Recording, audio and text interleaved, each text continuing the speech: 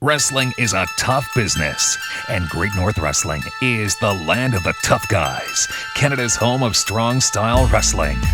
The Great North Wrestling Podcast is the official podcast of Canada's most popular wrestling YouTube channel, the HANNIBAL TV, hosted by two-time Canadian champion and former national champion in freestyle wrestling, Olympic trials silver medalist in Greco-Roman wrestling.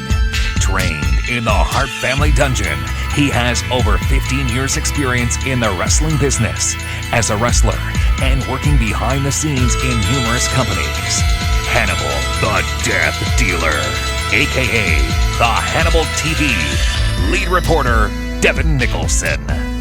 Welcome everybody to the Great North Wrestling Podcast for June the 22nd, 2017, and this is Hannibal, the Death Dealer, your host tonight, and my guest this week is shooter Tony Jones. He was featured in the Beyond the Mat wrestling movie in one of the main scenes of the film. Of course, he was getting a tryout match against Michael Modest in that film. Vince McMahon, Jim Ross, and Jim Cornette were watching the tryout behind the scenes on the monitor, and that was also featured in the film. Tony goes into details in his interview on how that whole opportunity to participate in the film came about, his relationship with director Barry Blaustein, much more behind the scenes information on that movie. He also goes into detail about his WCW Power Plant tryout that he had, why that didn't work out so well despite the guy he wrestled on Beyond the Mat, Michael Modest, ending up with a WCW contract in later years. Tony also talks about WWE enhancement matches that he's had, as well as WWE dark matches that he's had, and why he feels he was never given the opportunity to actually have a full-time contract for the company. He also talks about participating in the recent Cow Palace show that APW put on, as well as the history of APW. Of course, Roland Alexander, the founder of APW, was featured heavily in the Beyond the Mat movie. Tony Jones also talks about wrestling in UPW in California with the likes of John Cena and knowing guys like John Cena and Samoa Joe before they hit it big in the professional wrestling industry in WWE. He gives his opinion on Joe's upcoming match with Brock Lesnar on a big WWE pay-per-view next month, and a lot more. He talks about his friends in the professional wrestling industry that have gone on to become big stars, as well as his opinion on the current product and some of his favorite wrestlers today. So that's coming up very soon. But before we get to that big interview with shooter Tony Jones, I want to remind everyone that next Friday night, Great North Wrestling has a free event at the Pembroke Memorial Center. All you have to bring is a can of food, a can of macaroni, whatever you can spare. It doesn't cost very much to buy that, maybe 40 cents for a can of beans, and you can sit there for 2.5 to 3 hours of Great North Wrestling action, 8 big matches.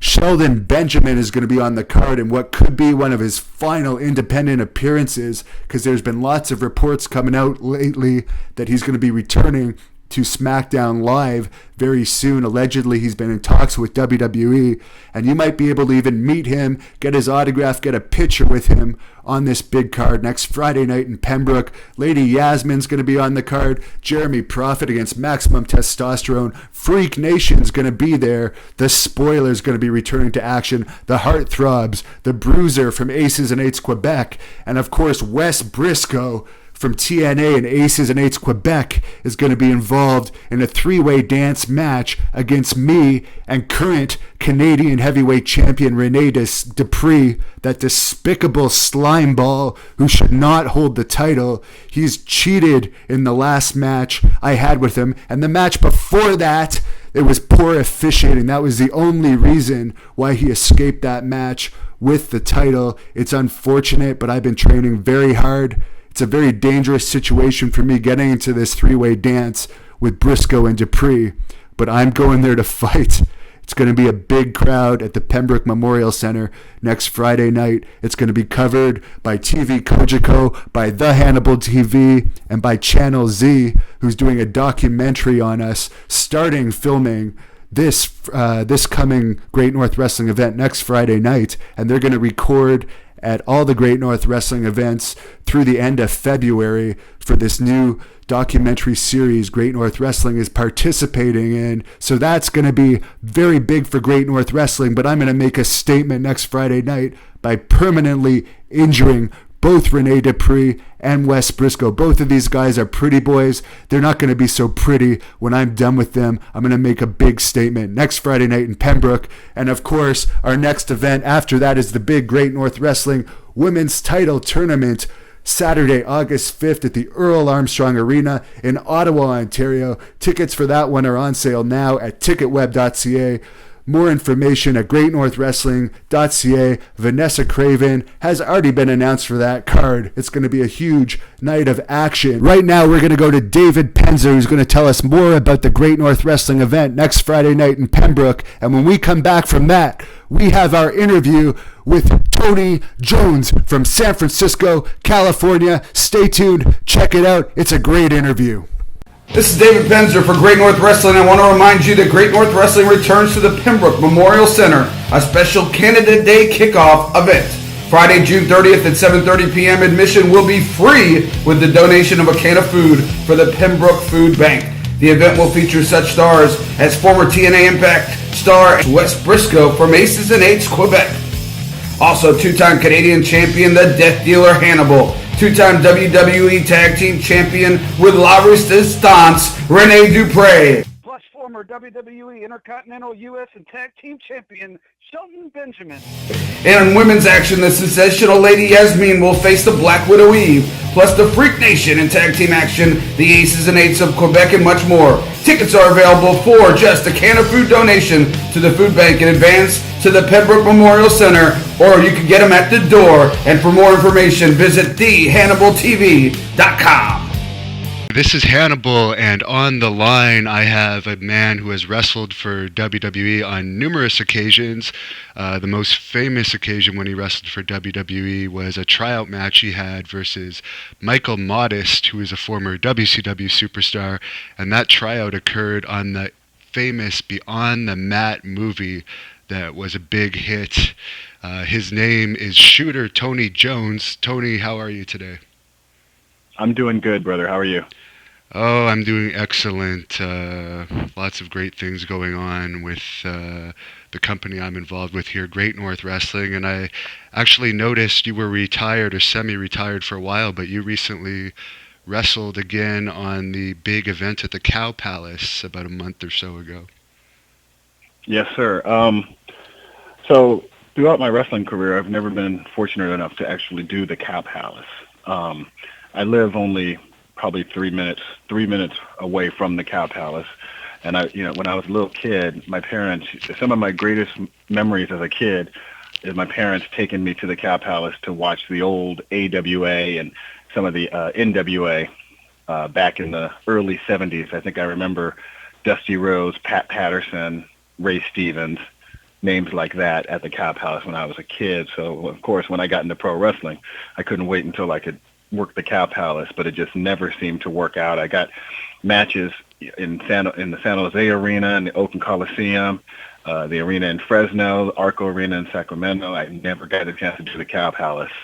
So fortunately, APW, All Pro Wrestling, the organization that I started with, they're doing great and they're still in business. And Marcus Mack, who runs the show, they put on just fantastic shows, and they bring in a lot of outside talent. I literally begged him to put me on this show. I told him that it'd be a dream come true for me to actually work the Cow Palace, and Marcus was kind enough to put me on that card. And yeah, so I was able to do the Cow Palace after about an 8-year absence. And for fans that aren't too familiar with the All Pro Wrestling League, that league was the league that was actually featured in Beyond the Mat that Roland Alexander started, I guess. Then at that point you guys were putting on events in a garage, is that correct? Correct. We were doing shows in our what we call the APW garage, and we called those our Gym Wars shows. And this is at a time when back when ECW was the hottest ticket in town, And, so we really kind of considered ourselves like an ECW. We did a lot of hardcore. We did a lot of flying. So the garage just worked out perfectly. So the APW company was featured in Beyond the Mat. Roland Alexander, who ran the operation, he had passed away about 4 years ago now, and Marcus Mack, who used to work for Roland, kind of took over. And as far as I'm concerned, he kind of took it to the next level. I had a conversation with Roland when he was sick, and one of the things that Roland had told me was he was afraid that when he passed away, that APW would die with him. He said he did so much to kind of bring this company up, and it would be his dream to see the company, live on even after he's gone. And I mentioned that to Marcus, and I think it's great that Marcus is able to kind of take it to the next level. So that's what Roland wanted. So. Well, the Cow Palace is certainly the next level, and I understand that there was about 3,000 people in there, which is pretty good for an indie show. Yes, we had a very nice turnout. I think all the seats on the bottom floor were all sold out. Pat Patterson was there. He showed up. He got in the ring and did a spot with one of our wrestlers, Dylan Drake. Dave Meltzer showed up towards the end of the show. It's funny. I walked up to. I've known Dave Meltzer for probably 20 years now. He used to come to our Jim Moore shows back in the day. And I was kind of excited. I really value Dave Meltzer's opinion, so I went over to Dave and I said, "Hey, Dave, did you get a chance to see the Battle Royal? Mike Modest and I were in the Battle Royal together." And he said, "Oh, Tony, I had car trouble, so I just got here." So I was a little bummed out that I didn't get Dave to see my match, but he was there, and he said it was a great show, and we had a really good time putting it on. And I read back in the early days of All Pro Wrestling, you actually had some tag team matches against Samoa Joe. Is that correct? Yes, we did a show back in 2001. It was Roland's idea. It was kind of taken off of the Super 8 tournament, and Roland called it the King of the Indies. And the guys who were in the King of the Indies, a lot of them have really gone on, to bigger and better things. Joe was in the King of the Indies. Low Key was in there. AJ Styles, Frankie Kazarian, Christopher Daniels, myself, Michael Modest. Just to name a few. Bison Smith, who has passed on, he was working out in NOAA for quite some time. Right, he was in Puerto Rico too. Yes, he did Puerto Rico as well. So Joe and I had wrestled quite a few matches actually. I did some shows back in 1999 till about 2002 for Ultimate Pro Wrestling, UPW, down in Los Angeles. That's Rick Bassman's league. Yes, sir. Exactly. That's Rick Bassman's league. Real quick, funny story about that I like to tell. When Beyond the Mat came out, I got a phone call from Jim Ross telling me that they liked what they saw the night that Mike Modest and I worked the Arco Arena show, but they wanted to take another look at me, and they said it would probably be in my best interest to get on this show down in Los Angeles for this guy named Rick Bassman. Do you know who he is? And I said, yes, I do know who he is. And he said, well, I think you should just try to get on his card. So I said, okay, no problem. So I find Rick Bassman's phone number. I call him, and Rick puts me on his card. And Rick said, yeah, Tony, what I'd like to do is I'd like to put you in there with one of our guys that WWE is really high on. They call him the Prototype. And I said, okay, that sounds great. So I came down there and met the Prototype, who ended up being John Cena. Yeah, because I guess at that time, UPW, which is Rick Bassman, was one of the people, for those that don't know, that was involved in bringing the Ultimate Warrior into wrestling. But at one point, I guess in the early 2000s, UPW actually was kind of a development territory for WWE. They signed a lot of guys out of UPW, like Heidenreich, John Cena, I think Nathan Jones, and a bunch of others. Wasn't Victoria from there too? Victoria was from there as well. Trying to think. Luther Reigns. Oh yes. He was a UPW guy. The Miz, he's a UPW guy.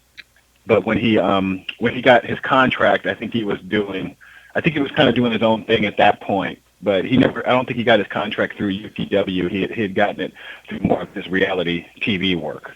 Right. But he was originally a UPW guy. Chris Masters, another UPW guy. And the guy that was with Carlito for a while too. I forget his name now, but the tall guy that was managing Carlito.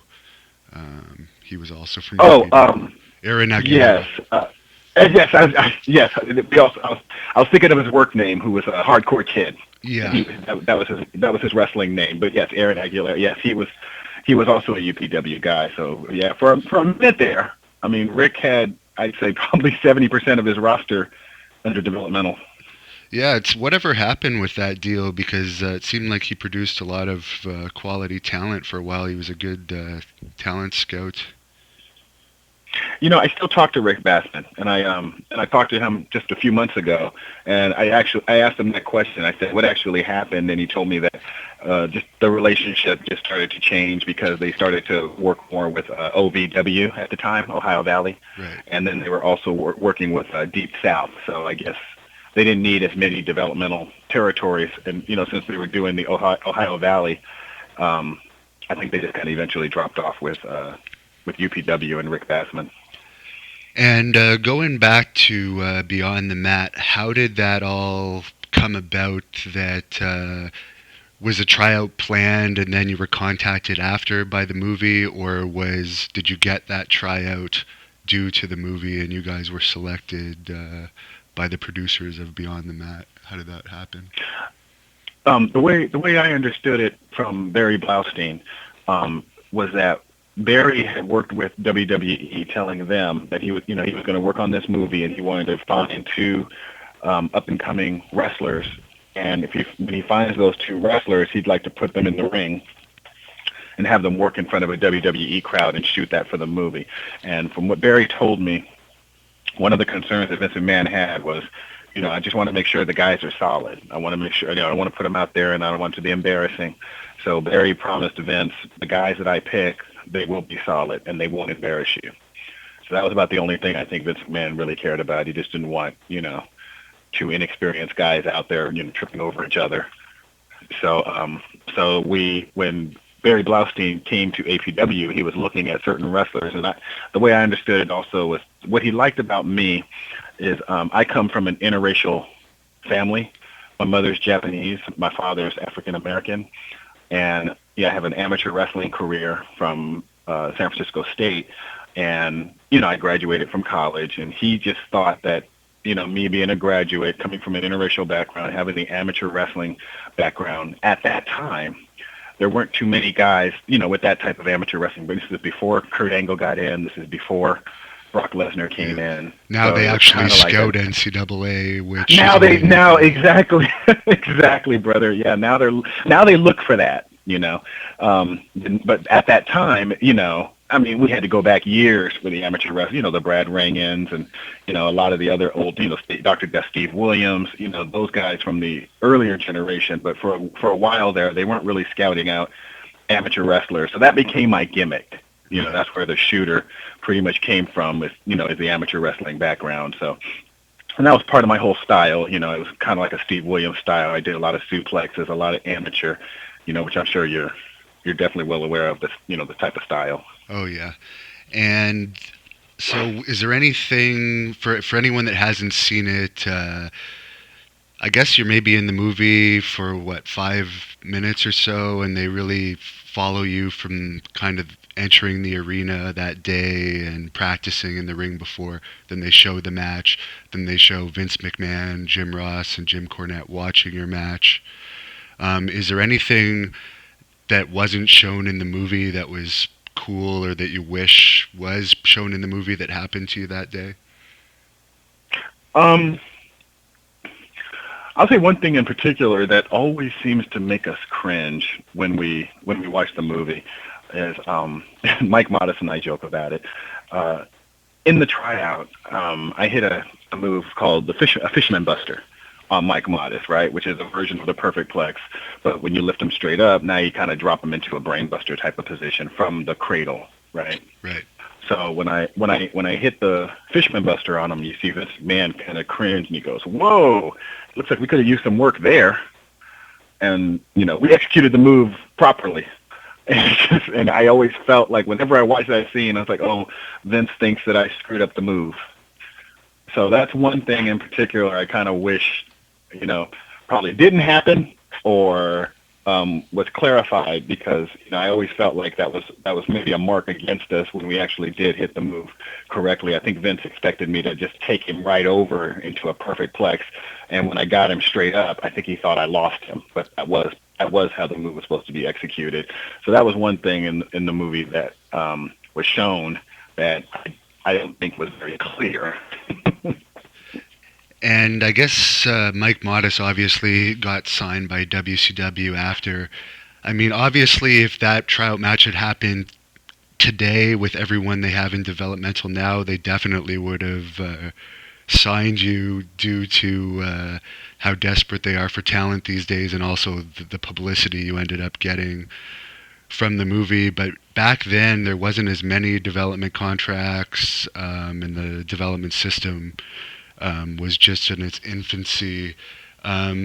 So did you ever talk to WCW after? And I've read that you had numerous other WWE matches. What happened with your career after that? Why you think you didn't ever get picked up to a full-time contract with either of the big two? I'm not very sure why, but I have had quite a few matches with WWE, and I had some matches with WCW as well. Terry Taylor has always been a friend of mine in the industry, and even to this day, when I did my Cow Palace match, I sent him a picture and said, "Hey Terry, I'm back in the ring after 8 years," and he responded telling me he was sitting right next to a good friend of mine, Sarah Del Rey, who also she trains the Divas in WWE. So I'm pleased to say that I'm still friends with Terry Taylor, but Terry had done a lot for me as far as getting me into WCW, getting me looked at. He sent me to the Power Plant. He sent me to Connecticut, where I trained with Batista for 3 days. When before he became Leviathan, he was very, very, very green, and I was myself, Batista, and Alpha Jr., Samoa Alpha's son. He was signed for a while. So the three of us. Yes, he was signed for a little while. He brought him in, I think, to the Legacy group. Yeah. And but one thing led to another, and that didn't work out too great. He was a nice guy, though. I was in Deep South for a while, and he was one of the guys that treated me well there as a non-contracted guy. So it's too bad it didn't work out. Very, very nice guy. He was, and I have to say, Dave was super nice to me too. I mean, I could not believe it when I got in the ring with him. I'd never been in the ring with a guy that, at the time I was 6'5", 275 pounds. Right. And when I locked up with him, I'd never been in there with somebody so big. I mean, he had Star written all over him, and he just didn't have any confidence in himself. And he just, he kept saying, "Oh, I hope I can do what they want me to do." And I came back some years later, like in 2008, 2009, and Dave was a big star at that point. I think it was more like 2007, 2008, and he was a big star at that point. And when he saw me backstage, he ran up to me, gave me a hug. I was like, "Wow, Dave, you remember when we trained together?" And he said, "Of course I do, brother." And I told him I had a match with Eugene. And he said, "Oh, I'll definitely make sure I watch." And I said, "Okay." So when I went out there and I had a match, when I came back and I walked through Gorilla, Dave was right there, and he said, "Yeah, good job, man. I liked when you did this and this." So, he watched my match. So I thought that was great. And now he's transcended into superstardom in the movie side of things with all the big hit movies he's been in lately. I've been very lucky that I've met very nice people. Dave, I say Dave deserves everything that he's getting. John Cena, he's another one. John was nothing but a gentleman to me the whole time that I known him. To answer your question, why I probably never got the big contract, Bruce Pritchard, back in 2000, I think it was 2005, Bruce Pritchard asked to talk to me up in the stands. He came by and he said, "Are you Tony Jones?" And I said, "Yeah." And he said, "Can I talk to you for a little bit?" And I said, "Sure." So he takes me up in the stands, and he basically interviews me. And he told me how the industry is changing, And he said, "You have an amateur wrestling background, right?" And I said, "Yes, I do." And he said, "You know, we have Kurt Angle now, and we're having a hard time getting him over." This is at a time when, Kurt was just getting started. He said, "We're having a hard time getting him over, and he's got those damn gold medals, and we still can't get him over." He said, "It's a real hard business now." He said, "Back in the 70s and the 80s, a guy like you would come right in and you'd be a star. Just based on your amateur wrestling, other promoters would love you and they'd give you a job just because you're a shooter." He said, "Nowadays, you got to be able to lift your eyebrow. You got to be able to do this. You got to do that. Just being a good wrestler isn't it anymore. So how old are you?" And I told him at the time, I believe I was probably like 31, 32. And he says, "Yeah, you're just about there." He said, "The reason I'm talking to you is because people like you. And I just want to talk to you and find out, what do you really want? Do you have a good job?" And I said, I do actually have a good job." He said, "What do you do?" I said, I work IT and I work at a law firm." And he said, "That sounds much more stable than this kind of gig. So if you want to keep doing this for fun, I say keep doing it. But Vince doesn't want to hire anybody that he can't get 10 or 15 years out of. So if you want to keep doing this and pursuing it, we'll give you matches. But I don't know if a contract is in your future." And I said, "Bruce, I really appreciate you taking the time to talk to me." And when I spoke to some other people that I knew backstage, they were shocked that Bruce Pritchard even spent any time with me. Right, because he would have been one of the top writers at that time, working closely with Yes. Vince. Yes, and so I felt like they were basically telling me, that I probably don't waste your time. If you have other things that you're doing, why don't you go ahead and pursue that? But if you do want to have matches, we'll give you matches. And that was true. I've had like 3 other matches since then, since that conversation. And one of my last matches, and this is going to sound crazy to a lot of people, but one of my last matches, Linda McMahon walks over to me and she said, "You look familiar to me." And I said, "Oh, really?" And she said, I never forget a face, but you look very familiar." "Well, anyway, it's good to see you." And I said, "Thank you, ma'am. It's good to see you." And then Shane walks over to me and he says, "Hey, how you doing?" and shakes my hand. And then Vince walks over to me, and Vince, as he's walking someplace else, and as he's walking past me, he looks at me and he says, "Good to see you again." So I think when that happened to me, I felt like I made a name for myself in this business, that they know who I am. It's not going to get much better than this. I don't think I'm going to get a contract. I don't know if I really want a contract, because I do like being with my family and not being on the road all the time. So I don't even know if I really want a contract. So I felt like it's not going to get much better than this. So you might as well just end it, wrap it up. And that's pretty much how I made my decision to stop wrestling. Was I felt like I did more than I thought I would ever do in wrestling. It's not going to get much better than that. So get out while you're ahead. And that was kind of like the attitude that I had. And just to quickly go into your WCW tryout at the Power Plant, that place is kind of infamous for how difficult some of the tryouts were. Who was running that tryout, and was that more matches, or was it one of those open tryouts where they pretty much tortured you and tried to make everyone quit? It was a little bit of both. And I'll give you a story on that one. And this is, they brought me in, and they brought in Adam Pearce. Right, who's now yes. with WWE as a trainer, right? Yes. They brought in myself, Adam, and this other guy, Rashi Brown, who was friends with Adam. Adam and Rashi knew each other, Our first day there, and I'm the only one with an amateur wrestling background. So our first day there, to answer your question, Buddy Lee Parker, Sarge, was running it. Okay. So who Batista hates, by the way. Does he? I didn't know that. Oh, really? Because I guess Batista went for a tryout there, and they just ran him into the ground and basically told him he'd never make money in this business. So wow. Batista still holds a grudge over that. Yeah, well, they weren't very nice at all, and I'll expand on that. So anyway, Paul Orndorff was also one of the trainers, but Paul really wasn't. I love Paul Orndorff. I think he's great, and I have all the respect in the world for him. But most of the time, he was really looking in the mirror at himself. That's really. I love Paul Orndorff. I got nothing but respect for him, and he looked at his age, in what 2000, he looked fantastic. But I think he thought so too. He kept looking at himself in the mirror. That goes back while to we the were all best getting wrestlers live their gimmicks a lot of the time. Yeah, no, he was definitely Mr. Wonderful looking into that mirror. So Sarge was running everything, and it was like you said, it was just a camp to basically break everybody down and see if you really are tough enough to make it in this pro wrestling business. So they had us doing a lot of calisthenics and a lot of push-ups and sit-ups, and I was in really good shape, so I wasn't too intimidated by it because I really felt like the years of amateur wrestling and everything, it prepared me for anything that pro wrestling would throw at me. So I didn't feel too bad about it. It got kind of rough when they said, okay, I want you guys to get in the ring and we're going to roll around a little bit. And they put Adam in there with, his name was Reno.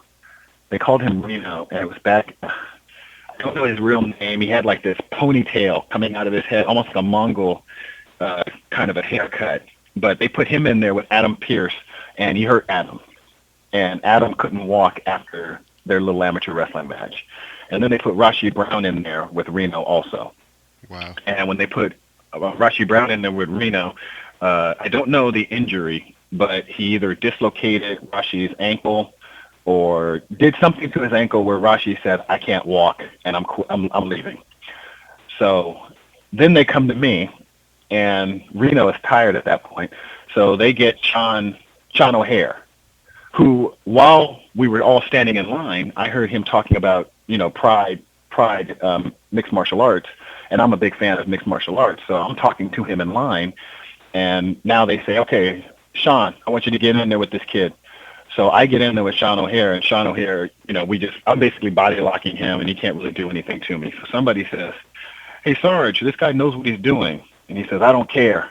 He says, Reno, you get in there with him. So then Reno shoots in on me. I take Reno down. When I take Reno down, Sarge says, Jones, get out of the ring and give me laps.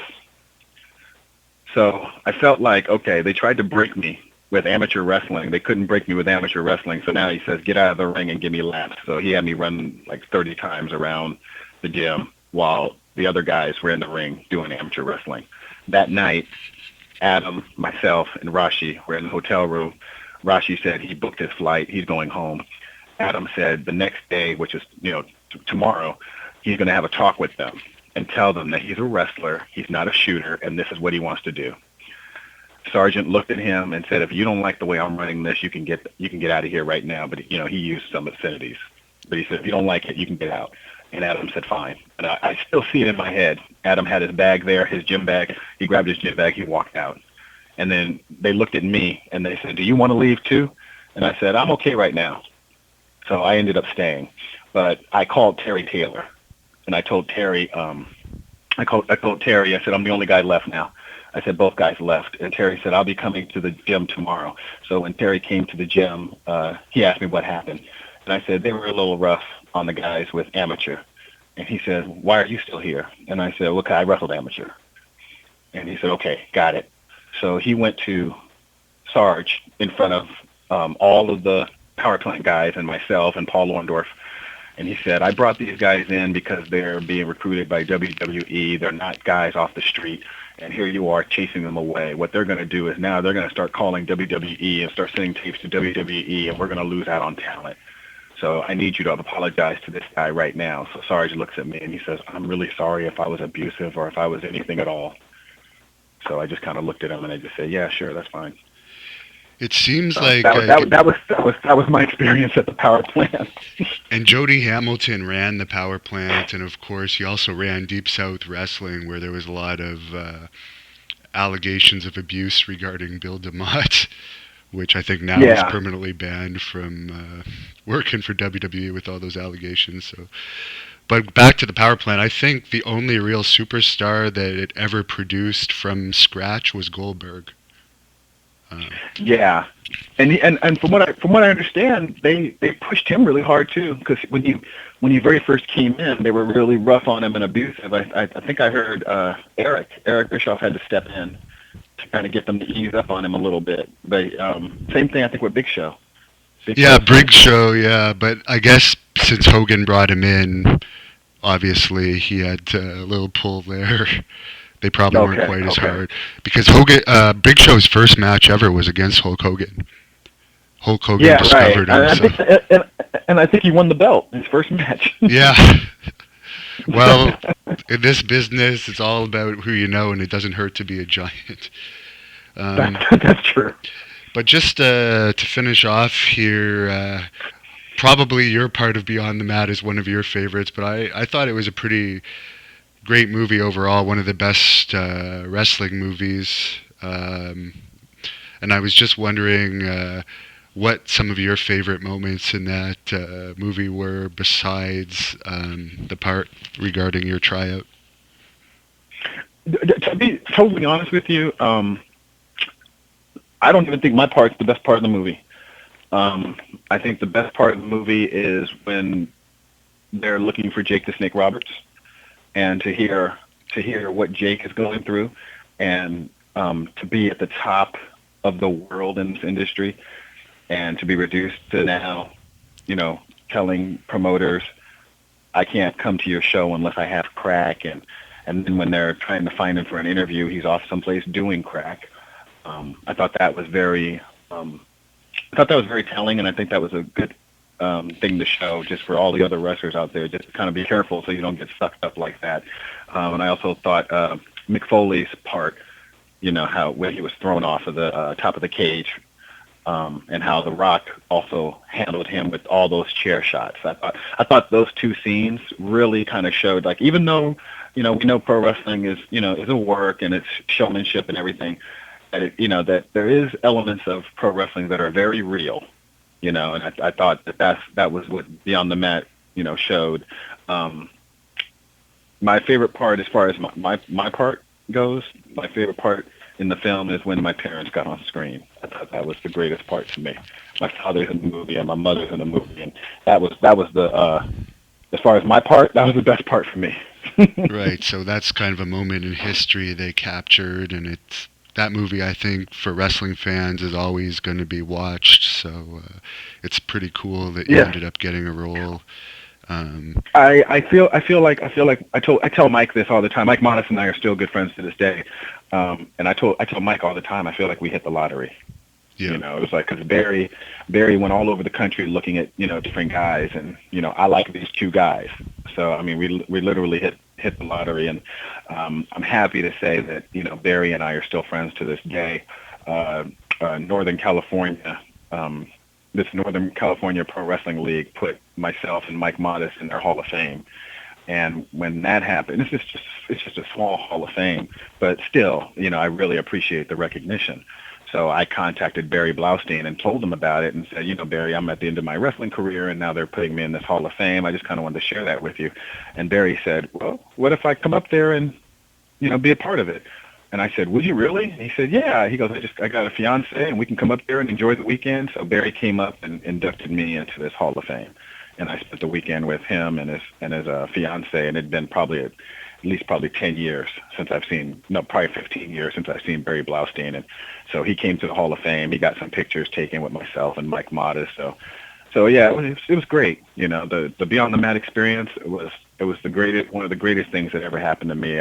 I feel like it just kind of gave me a VIP kind of like membership, where now when I walk into a locker room, people will say, oh, that's the Beyond the Mat guy, And I think one of the coolest parts about the movie I liked was on the DVD, when Jesse Ventura and Barry Blaustein actually did commentary over the entire movie. There's a version of it on the DVD, and I'm a big Jesse Ventura fan, so I thought that was pretty awesome.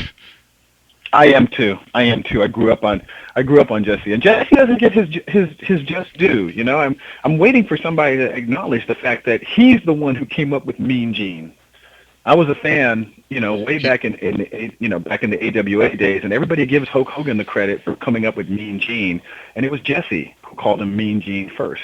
He also came up with the name The Dungeon for Stu Hart's Dungeon. Like, he started talking about that as well. So there's a lot of stuff he came up with, but because he sued the WWE and won, they're obviously not going to talk about him that highly favorably. Even though I don't think they're on bad terms with him anymore, but obviously Jesse still talks about the whole union thing that he tried to start back, I guess, around WrestleMania 2. So he's not like the typical company type person that they're going to continuously promote. But he was one of the best commentators ever, as far as I'm concerned. As far as entertainment value, he doesn't get his due at all. I think you're right on that. And he had a pretty good acting career too. He was in some top movies. I thought Jesse was great, and but just putting Gorilla Monsoon and Jesse Ventura together, I mean, that's the greatest duo as far as ring broadcasters. I mean, and just to finish off here, is there any wrestler that you watch at all in today's wrestling product that you like, or is it mostly you just watch the guys that you used to know, like John Cena, for instance, and those type of guys? I have a son. He's 18 years old now, and for most early part of his life, he wasn't a big fan of pro wrestling, but as he became a teenager, he started becoming more of a fan. So I watch it with him, and so I kind of stay up on the product and everything. So I like Seth Rollins. Of course I like the workers. Of course, like Cesaro, guys like that. As far as the indie scene, a guy who works for HAW quite a bit, who I kind of see a lot of his style. He's kind of taken my style to the next level. It's Jeff Cobb. Right, I've heard a lot about him. Super nice guy. Super nice guy. I like him a lot.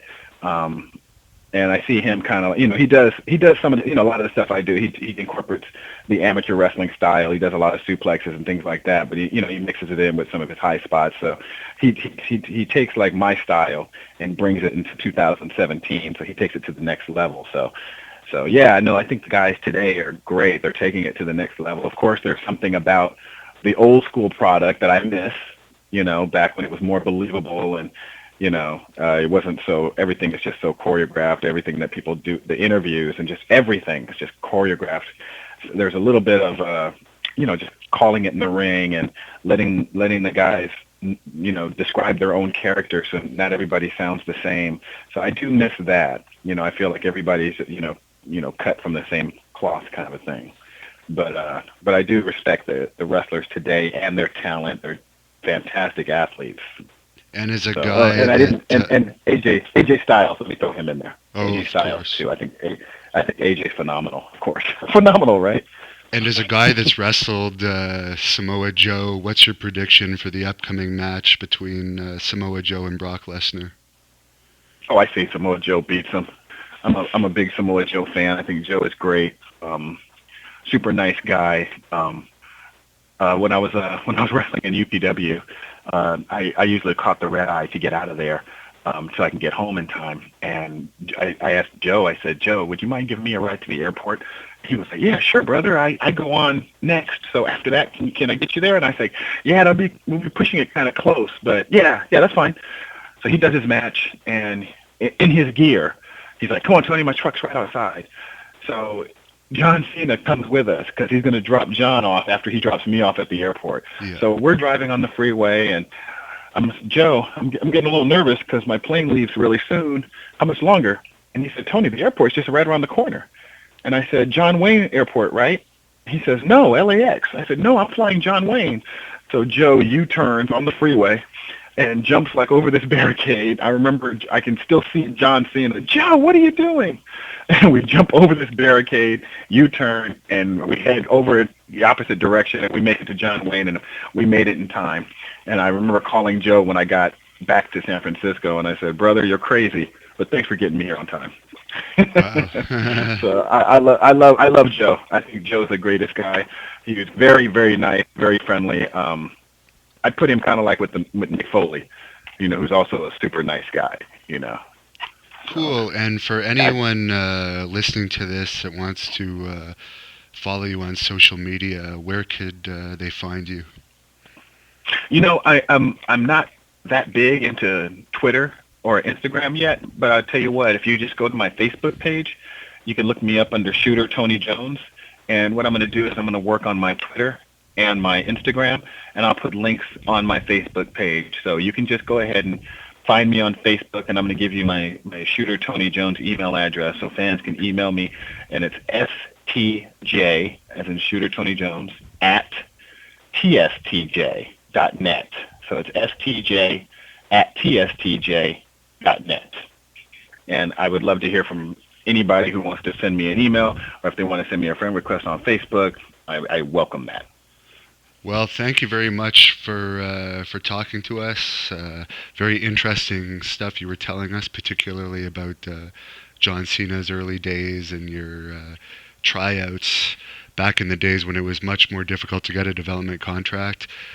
So maybe we'll check in with you again in the future, but best of luck to you, and I hope that you're also going to be on the upcoming Cow Palace event in November that I hear APW is running again.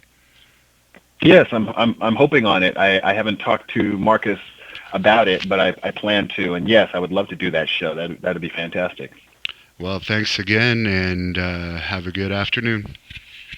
You too, sir. Thank you so much for the time. Thank you for listening to the Great North Wrestling Podcast. Please check out our official website at thehannibaltv.com. For all the latest news and information on GNW, follow us on Twitter at GNW Wrestling, Instagram at GN Wrestling. Subscribe to the Hannibal TV on YouTube for all the latest GNW shoot interviews, match videos, and wrestling promos.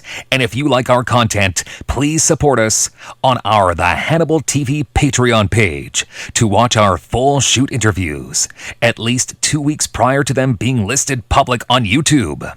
Our The Hannibal TV Patreon page is only $1.99 per month and is the best way to help us improve production quality and record more shoot interview videos with wrestling legends and MMA stars.